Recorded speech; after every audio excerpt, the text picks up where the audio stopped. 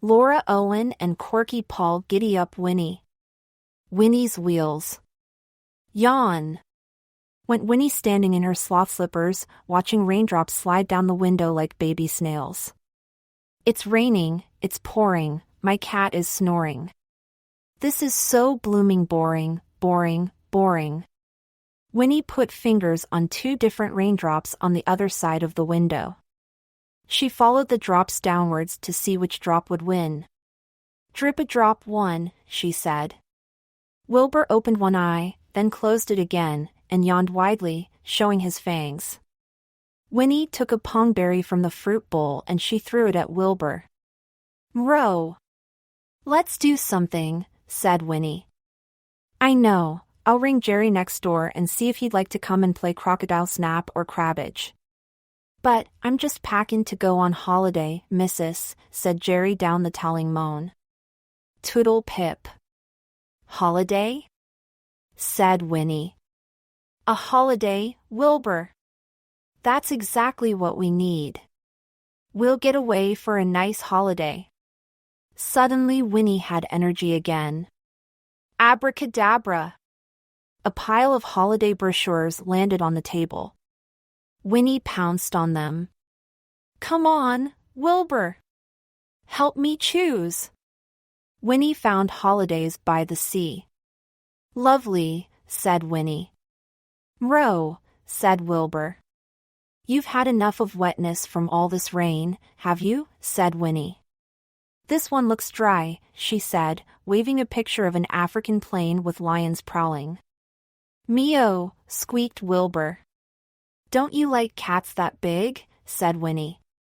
Where do you want to go, then? Wilbur pointed at a holiday for old people which showed a fat cat lying snoozing in front of a fire. That'd be about as exciting as watching the Snail Olympics, said Winnie. Oh, dear. Perhaps I should just leave you with my sister Wanda and her cat Wayne while I go on holiday on my own? Marrow, said Wilbur, his eyes opening wide and his claws clinging tightly to the tatty rat leather chair he was sitting on. Oh, all right. Don't get your whiskers in a whiz, said Winnie. I'd rather have a holiday with you. But where can we go where we'll both be happy? Then zing, I've got it, she said. Let's go on a mystery tour. Meow, said Wilbur. You know, said Winnie. A journey where we just set off and keep going until we find somewhere we like. Then we stop and enjoy it. Wilbur did a claws up sign, so that was decided. Winnie got packing. Elephant snorkel and seal flippers in case we go in the sea. A bunny bonnet hat and skunk boots in case we find snow. Squashed fly biscuits and best moldy oldie cheese and radish reptile relish in case we don't like the food when we get there. Midget traction cream, crocodile bite lotion, a waiter charming potion, pig crackling ointment for sunburn. A tent and pegs and matches and pans and, oh, said Winnie. This bag isn't going to be anywhere near big enough. Winnie filled a suitcase too, and a trunk. Then Wilbur came staggering along with his backpack full of fish fin bits and his comfy-wumpy blanket and his sunglasses and his goggles and his maps and his tin opener and his whisker cream. Pile it all in, Wilbur, said Winnie. We'll manage somehow. They staggered outside with their luggage and were instantly soaked. Tut! That's another thing, said Winnie, running back inside. I forgot my umbrella and my smelly wellies. They climbed onto Winnie's broomstick. Off we go, broom, shouted Winnie. Take us wherever you like. Oh, this is exciting. I wonder where we'll end up. Heave. Went broom. Strain, tug, heave. Nothing moved. The poor broomstick just couldn't lift such a weight of luggage. Well, we can't leave our luggage behind, said Winnie. There's only one thing for it.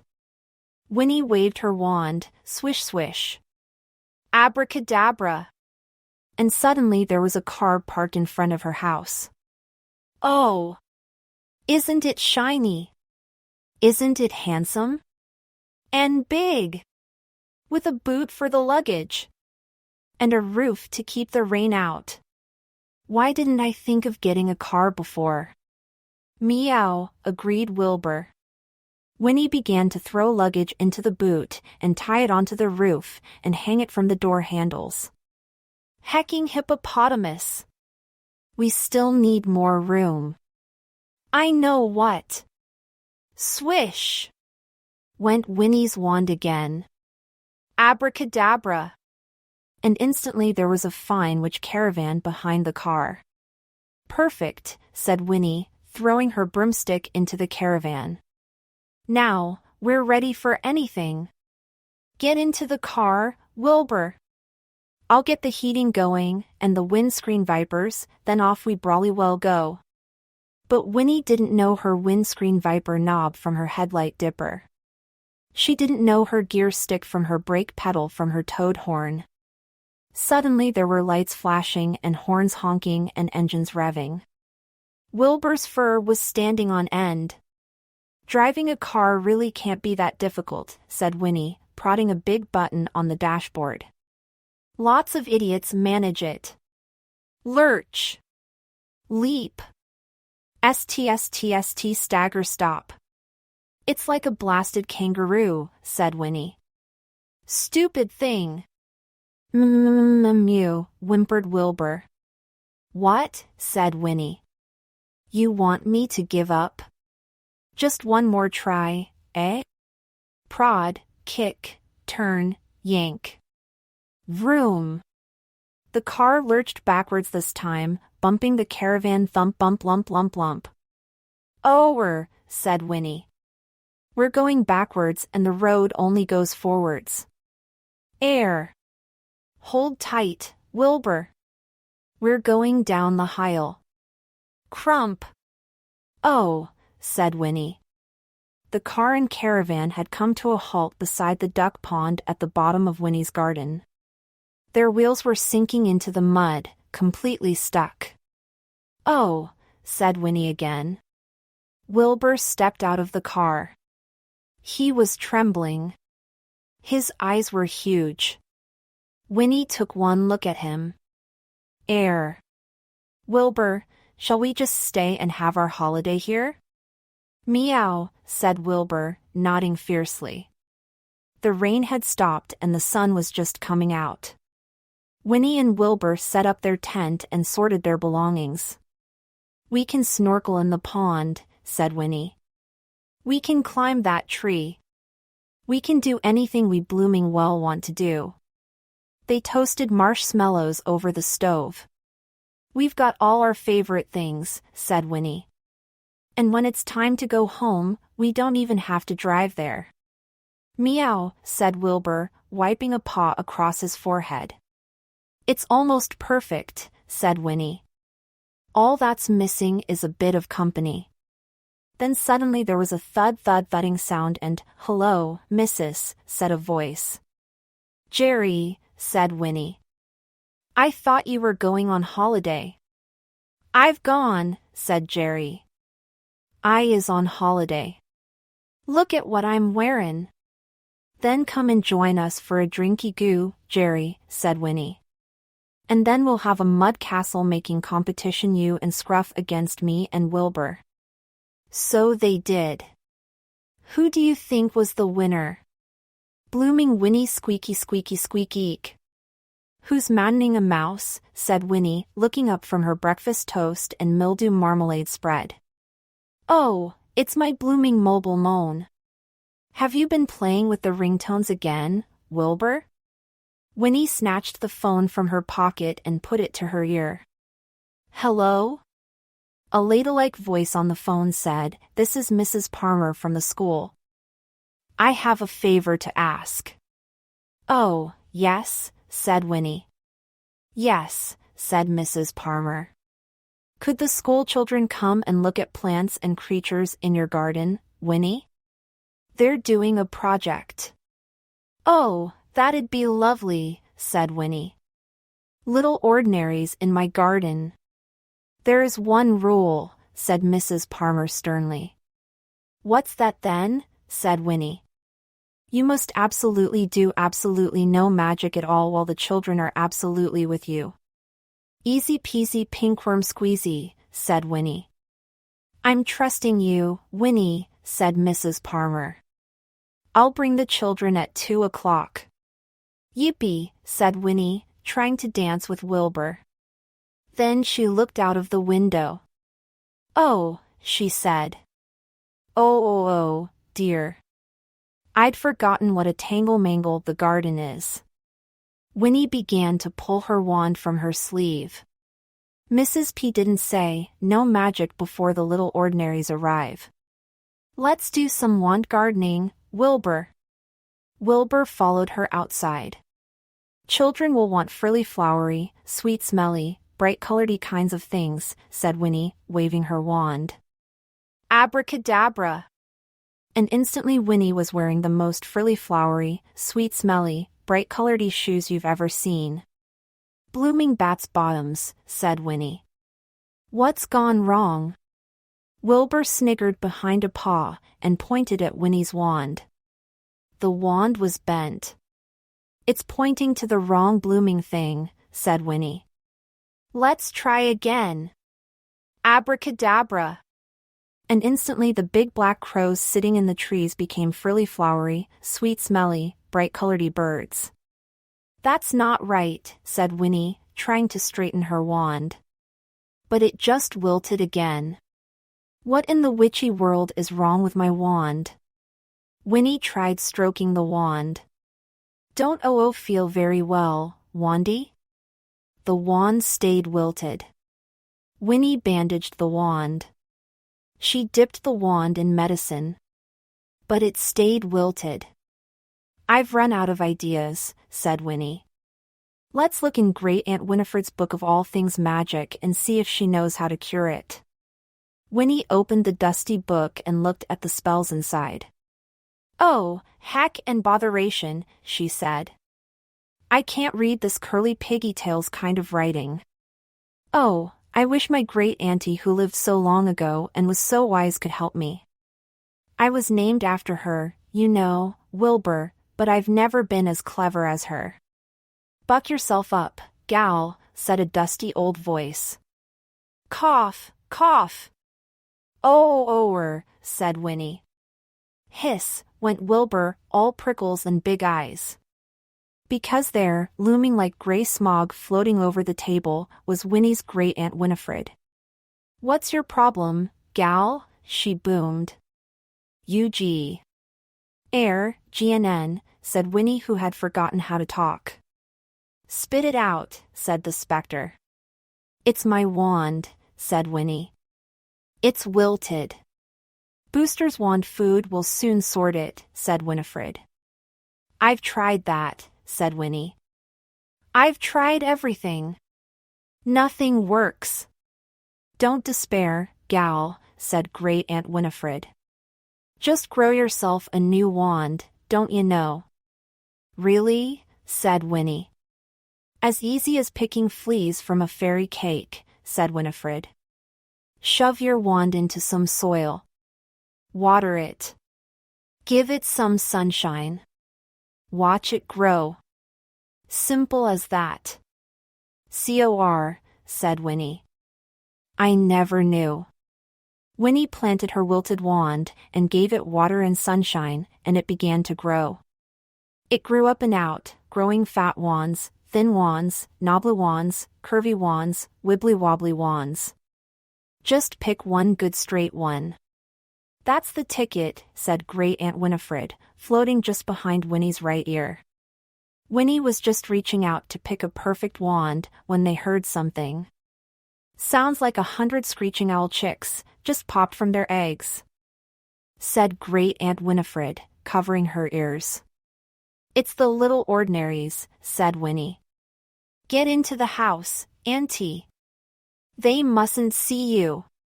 Here are the children, Winnie, said Mrs. Palmer. I'll collect them at 3 o'clock.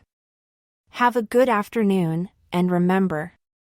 No magic, said Winnie. I know. But the little ordinaries didn't seem to know about that rule.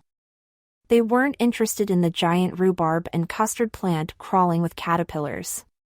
They weren't interested in stinking nettles or the tangle vines or the bulging bugle bugs. No. The little ordinaries ran straight to the wand tree and began picking wands and waving wands and... "Oh, I don't think," began Winnie, but nobody was listening. "Oh, dimpled slug bottoms, whatever shall I do, Wilbur?" Wilbur? But Wilbur wasn't at Winnie's feet anymore. Instead, there was a small, sad-looking black mammoth. "Wilbur," cried Winnie in anguish. "Oh, please, little ordinaries, don't." Zip. Zap. Ting. Splosh. Zob. Magic was flying everywhere. Plants were being changed. Children were being changed. Winnie was being changed. Then Great Aunt Winifred came wafting to the rescue. She roared into the garden like cross fog. "Desist!" At once, she told the children in a voice that echoed from the house walls. The children did desist. They froze, their mouths open. "Place every wand on the ground," boomed Winifred. "Now, line up, 2 by 2. Backs straight. No talking." Great Aunt Winifred picked up one good straight wand. Abracadabra! And instantly Winnie and Wilbur were back to being themselves. Just in time, because there was Mrs. Palmer hurrying along to fetch the children. "Oh, my goodness," said Mrs. Palmer when she saw the children. "They are being well behaved. You didn't do any magic on them, did you, Winnie?" "I've not done any magic all afternoon," said Winnie. "Good," said Mrs. Palmer. "Back to school then, children. My goodness, how quiet you are." "Well done, Winnie." "Phew and a shrew stew," said Winnie as the children disappeared. "Shall we have a bonfire of all those wands?" So Winnie and Wilbur and Great Aunt Winifred enjoyed a bonfire that burned every color and sparked magical sounds and smells and spooks and surprises while they toasted squishmallows. At bedtime, Winifred began to tell Winnie, "Brush your hair 100 strokes, gal. And put on a corset for bed or you'll end up with no figure. Have you polished? Time to go back in your book, Auntie," said Winnie. "Nighty-night. Mind the bookworms don't bite." She slammed it shut. And then there was silence. "Ah," said Winnie. "Meowa," agreed Wilbur.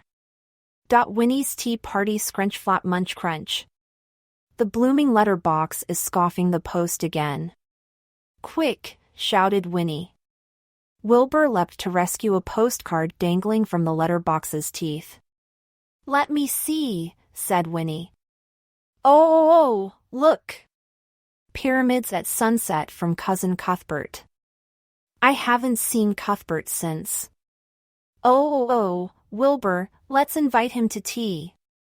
And let's invite Uncle Owen and Auntie Alice, too." Wilbur made a face. "We'll send the invitations by parrot post," said Winnie. Alracadabra! Instantly there were 3 parrots flapping and squawking all around the room, knocking everything over. "Come and perch on my wand, parrots," said Winnie. "Shut your silly beaks and listen. You're to go to Cousin Cuthbert and Uncle Owen and Auntie Alice, and ask them all if they'd like to come for tea today. Flop off, and bring me back the replies." With green, yellow, orange, and red feathers flying everywhere, the birds flew away. Winnie was just picking up feathers and trying them in her hair when there was a peck-peck sound at the door, and 3 parrot voices saying, "Open the door, open the door, open the door." "I think I'd better open the door," said Winnie, and she let the parrots in. "Cuthbert can come," said the first parrot. "Owen okay," said the second. "Auntie Alice accepts," said the third. "Goody," said Winnie. They're all coming. I'd better get cooking. Winnie set to work. She thumped and squashed and pulled and squirted and shoved lots of tins into the oven. Lots of lovely food, said Winnie, licking a mixing spoon. Yum! Smoke rose from the oven behind her. Meow, said Wilbur. Oh, wombat wellies, said Winnie, grabbing the Yeti fur oven mitt. The rhubarb and rat-tail buns weren't too badly burned, but Winnie was all of a fluster. As she swung round with her oven mitt thwack, crash, shatter. Oh, no! The teapot's in pieces, wailed Winnie. Whatever shall I do? You can't have a tea party without tea. Wilbur glanced at the clock. I know, said Winnie. No time for shopping. I shall have to magic a new teapot. Abracadabra! And zing, there on the table was a beautiful big elephant teapot with a wavy trunk spout. Lovely, said Winnie. But when Winnie tried pouring tea from the trunk spout, it came out whoopsie-splosh, jumping right over the cup to slosh onto the table. That's no blooming good, said Winnie. Let's try again. Abracadabra! The next teapot's spout fell straight off, into the cup with the tea.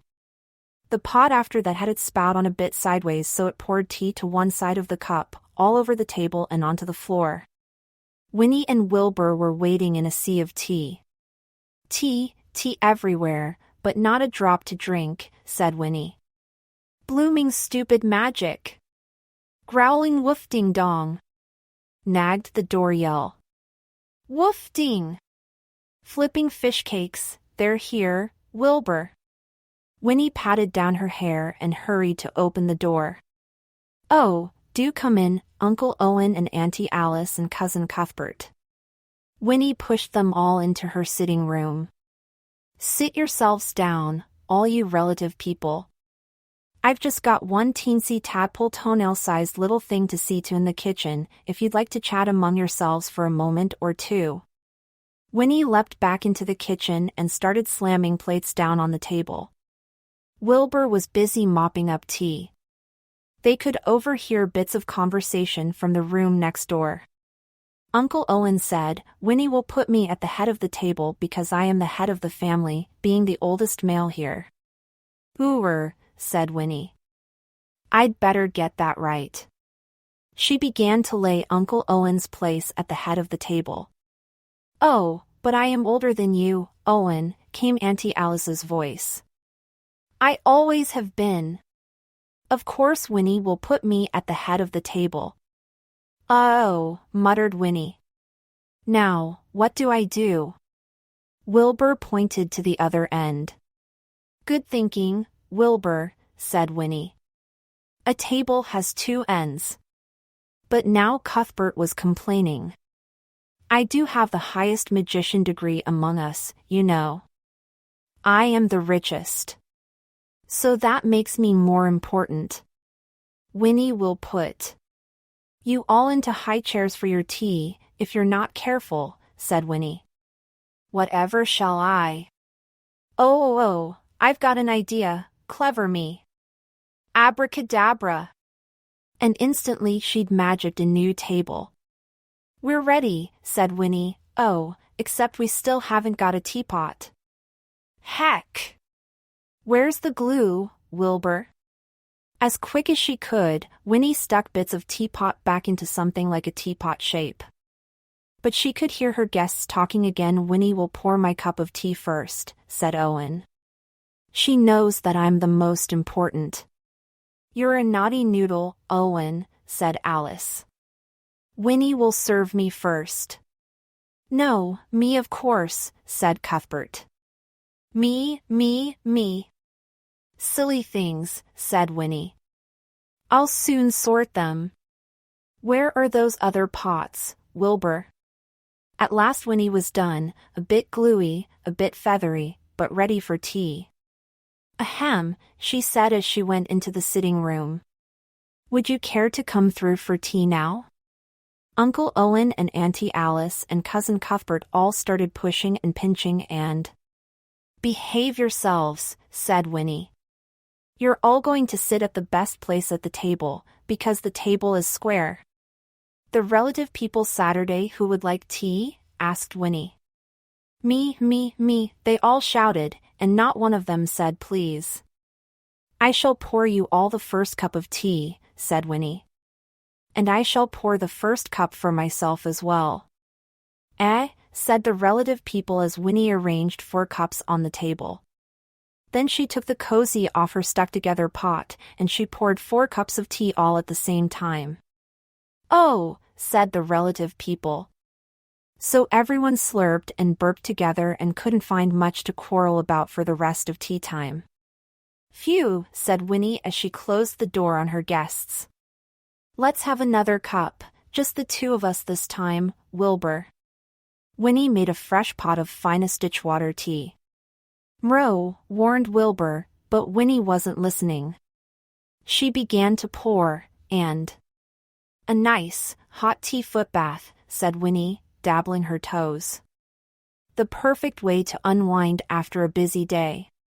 "Giddy-up Winnie!" "Come on, Dolly drop," shouted Winnie, bouncing up and down on the sofa and whacking it with her wand. "Come on!" She was watching horse racing on telly. "Faster! Go on!" Then a dreamy look came into Winnie's eyes. "Wouldn't it be wonderful to have a horse and to go racing, Wilbur?" "Mro." Wilbur firmly shook his head. Winnie's dreamy gaze wandered to her wand, then to a rat on the floor.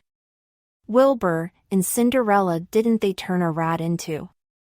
Oh, yes." Winnie waved her wand, abracadabra. "Knee-eye." Suddenly there was a horse standing where the rat had been. It was big and cloppy and clumsy. Crash! Things began to fall as the horse turned around. Scrunch! Tinkle! Smash! Winnie's furniture and knickknacks went flying. "Steady, boy," said Winnie. You don't look very much like a racing horse." "And that's not hay, you great cloppy twit. That's my hair." "Earwig's elbows, where can I put a horse where it won't do any harm?" "I think the kitchen's the best place." Winnie filled the sink with water for the horse. She fed it carrots and sugar lumps. Chomp! Chomp! Blooming heck, that didn't last long. "You'll have to win me some prize money if you want to keep eating expensive sugar lumps." Winnie put a blanket over the horse. She tied him to a table leg. "Go to sleep now," she said. "You and I are going racing in the morning." Winnie got into her nightie and put her hair into a net. It did look a bit like black hay. Then she fell asleep, dreaming. "Oh, thank you, Your Majesty," she was telling the Queen in her dream as she accepted a huge gold cup for winning the race. Then she was giving the horse a drink of champagne from the cup, and bubbles went up his nose and made him start to float, up and into the air, so Winnie caught hold of his tail and floated upwards too, and then a horrible pong woke Winnie. "Phew-ee!" "Hold your dose," said Winnie, clutching her nose as they went into the kitchen. "Knee-eye!" "Mro!" There were piles of steaming horse poo all over the floor. Winnie grabbed her broom and started to sweep it up, but the broom sulked and kicked and flicked. "This bit of having a horse is no fun," said Winnie. "But racing it will be as fun as an iced sherbet bun. Let's get going." Winnie put on jockeyish clothes, with her smallest cauldron on her head as a hat. "Hey, Wilbur, we need a proper racing kind of name for our horse." "They are always called something stupid, aren't they?" "How about Whinnying Wonder?" Mro. Wilbur wasn't impressed. "Or Wilbur and Winnie's Winning Wonder?" "We can call him 4WS for short." Me-oh. So Winnie wrote WWWW on a corner of the horse blanket. Now he looks as smart as a snorberry tart, said Winnie. Help me get up onto 4Ws, Wilbur, and then off we go. Oh, it's very high up, said Winnie when she was up. And he's as wide as a whale to sit on. Oh, me legs. Winnie clicked her tongue. Gee up. Nothing happened. Winnie dangled a sugar lump from the end of her wand and waved it in front of 4Ws. 4Ws stretched his neck, snatched the sugar lump and scrunched the end of the wand, but he didn't move. Winnie kicked with her heels. Winnie whacked with her broken wand. Get moving, you great useless thing. Still nothing happened until Winnie's broomstick decided to help. The broomstick gave 4Ws a great whack on the bottom. Whumph! Knee-eye! Up reared 4Ws, and then he was off, galloping with great clip-cloppy hoofs out of Winnie's house, down the road towards the racetrack. I didn't think he'd be this fast, said Winnie. They didn't get very far. Wilbur clung onto 4Ws' tail for as long as he could, but he fell when 4Ws jumped the garden gate. Winnie lasted a little longer, but she soon somersaulted off to land clang on her cauldron helmet, then bounced into a ditch full of smelly, green goo slime. Oh, toad's bottom warts, said Winnie, pulling pondy creatures from her hair. Winnie squelched sadly home to find Wilbur busy stuffing mouse nests into the foot of one of Winnie's pongy, holy old socks. Whatever are you doing? Asked Winnie, rubbing her bruises. Wilbur pulled the sock over the top of Winnie's broomstick, and suddenly Winnie understood what he was doing. You're making a blooming hobby horse, she said.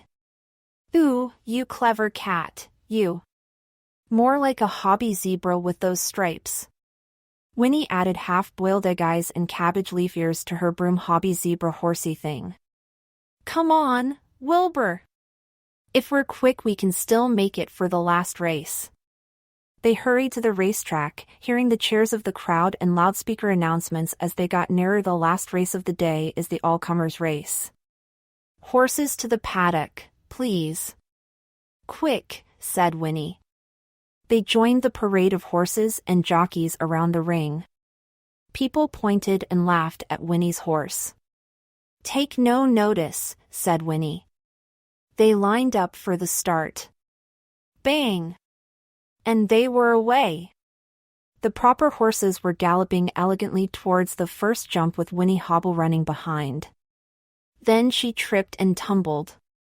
Blasted bat bums, said Winnie. Ha ha, laughed the crowd. Abracadabra, shouted Winnie. Winnie's broomstick hobby zebra horsey suddenly lifted Winnie and Wilbur up, and charged fast after the galloping horses.